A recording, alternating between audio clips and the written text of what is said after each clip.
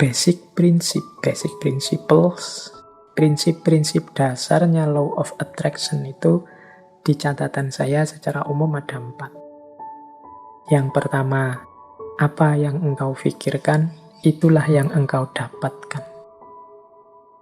Yang kedua, pikiranmu menentukan bagaimana hidupmu. Yang ketiga, pikiran yang positif akan mendatangkan kehidupan yang positif. Dan yang keempat, pikiran yang negatif akan mendatangkan kehidupan yang juga negatif. Berarti law of attraction ini pertama-tama menyarankan kita untuk memperhatikan apa yang ada di pikiran kita. Isinya apa saja? Apakah isinya hal-hal yang positif ataukah isinya hal-hal yang negatif?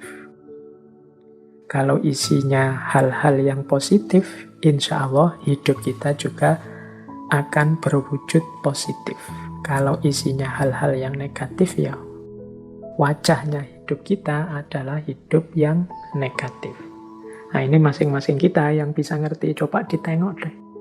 Atau mungkin manifestasi pikiran kita hari ini mungkin di status-status yang kita buat. Obrolan-obrolan dengan teman-teman kita hari ini. Coba kita muhasabahi, kita refleksi. Banyak positifnya atau banyak negatifnya.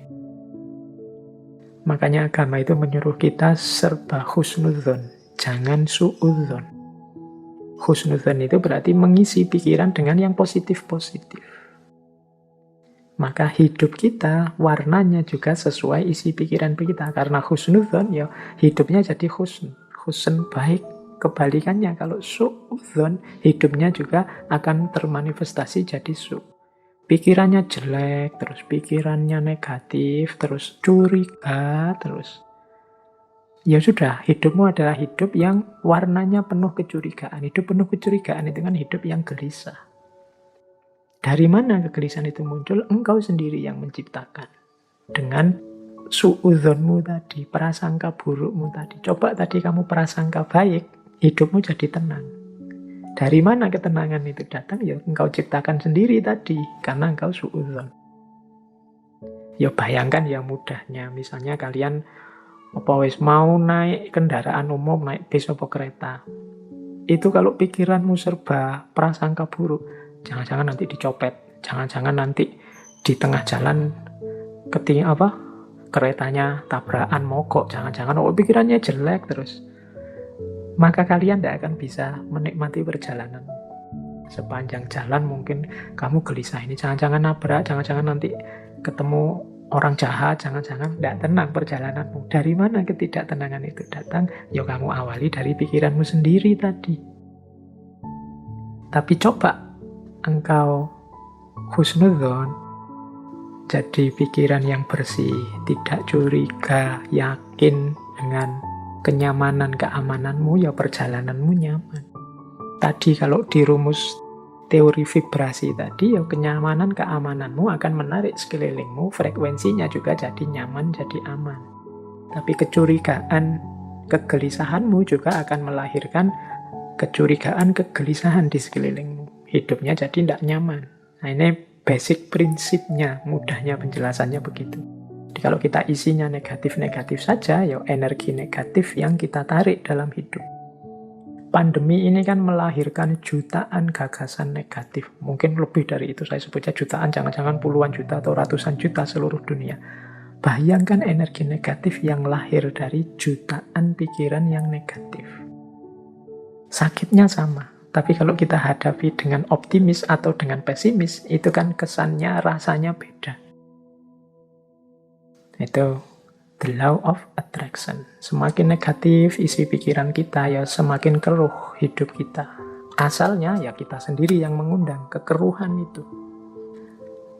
Makanya ada quotes dari Napoleon Hill. Napoleon Hill ini juga tokoh spiritualis yang sering juga menulis buku-buku coraknya self-improvement atau self-help.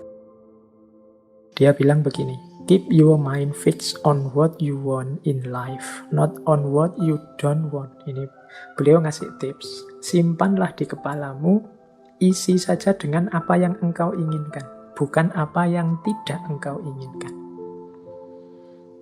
Contohnya misalnya tadi ya, mau naik kendaraan umum, kereta atau pesawat. Niatnya apa?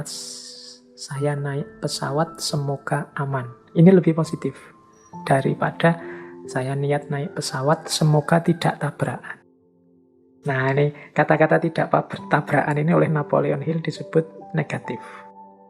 Jadi mending kita pakai kalimat yang positif untuk menghadirkan tadi energi dan vibrasi yang positif.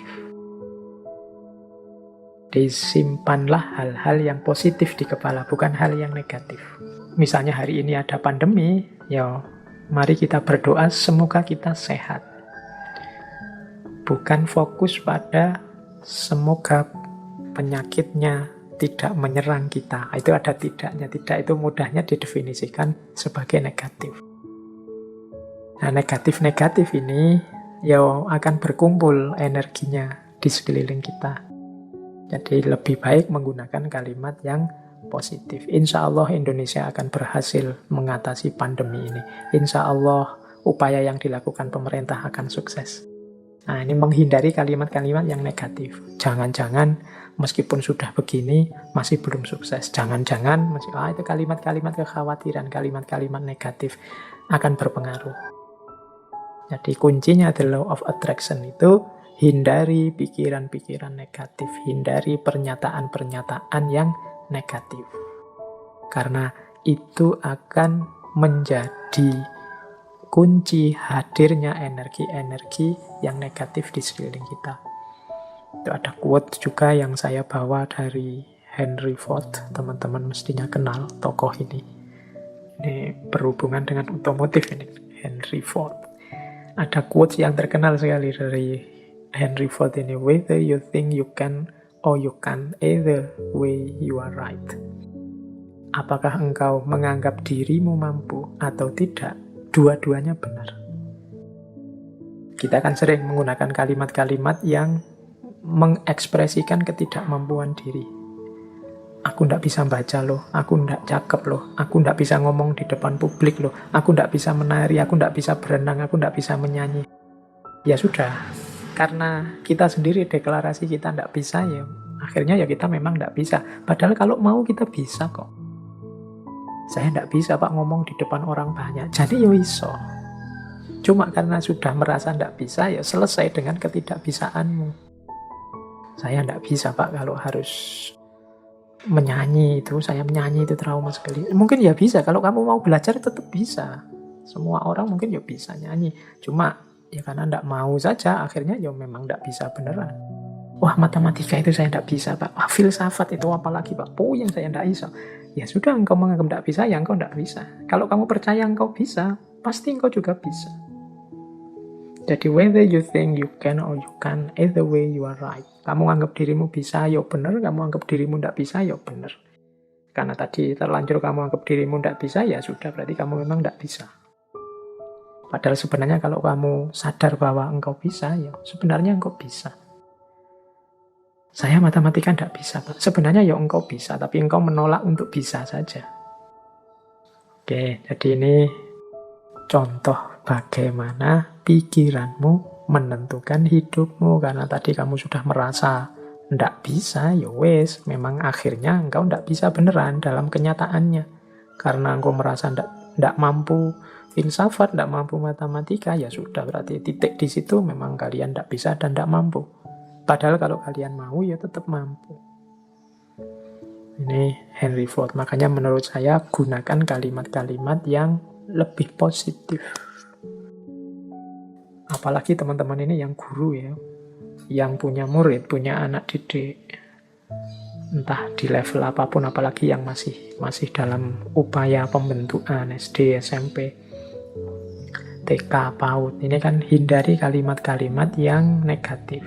Masukkan dalam isi kepala anak-anak kita itu hal-hal yang positif, yang membentuk dirinya secara positif, yang penuh harapan, yang penuh keyakinan akan masa depannya, yang menumbuhkan potensi-potensi tersembunyinya. Yakinkan bahwa mereka bisa apapun yang mereka inginkan, kalau mereka mau.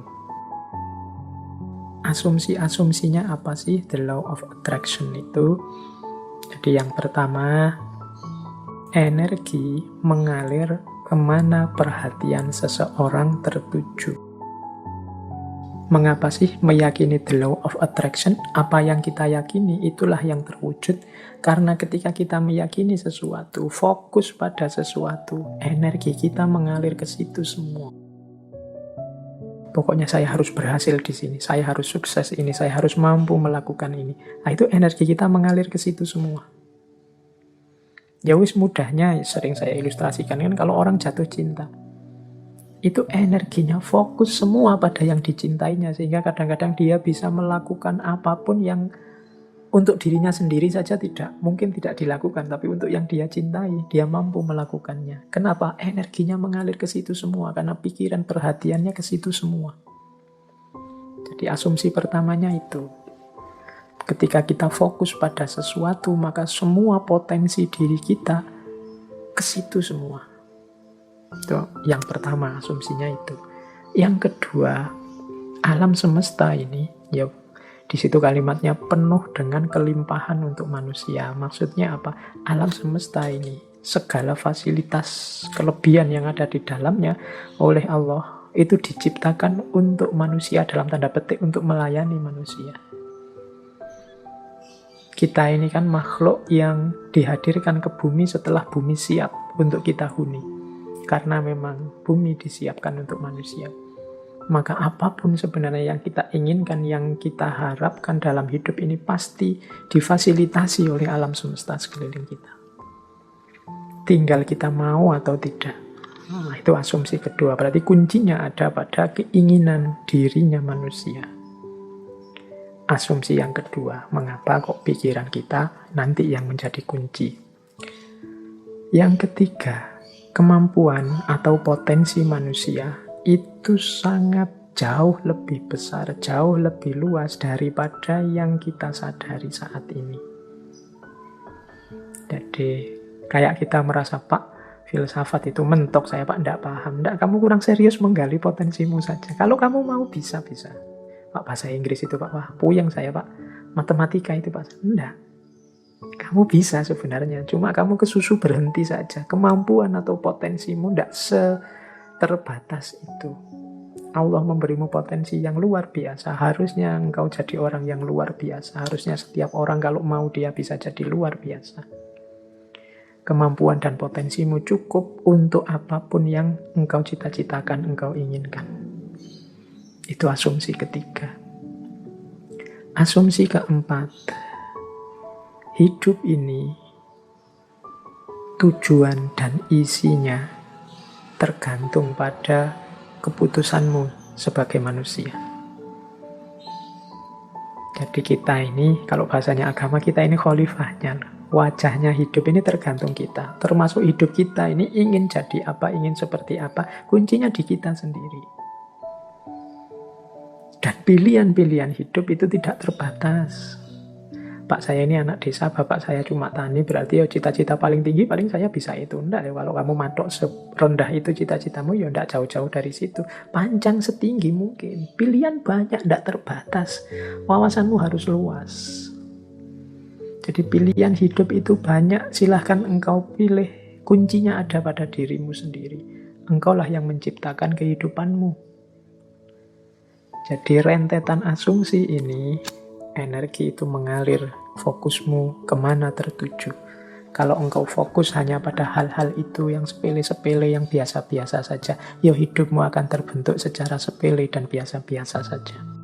Tapi kalau engkau fokus pada hal-hal besar yang luar biasa, ya hidupmu akan terbentuk secara luar biasa. Jangan takut, alam semesta pasti menyediakan semua fasilitas yang engkau butuhkan. Kuncinya hanya ada pada dirimu, mau atau tidak, siap menggali kemampuanmu sendiri atau tidak, berani memilih, memutuskan atau tidak. Apapun yang engkau putuskan, engkau pasti mampu mewujudkan dan alam semesta akan membantumu dan energimu akan fokus ke sana untuk melahirkannya. Ini asumsinya dari the law of attraction.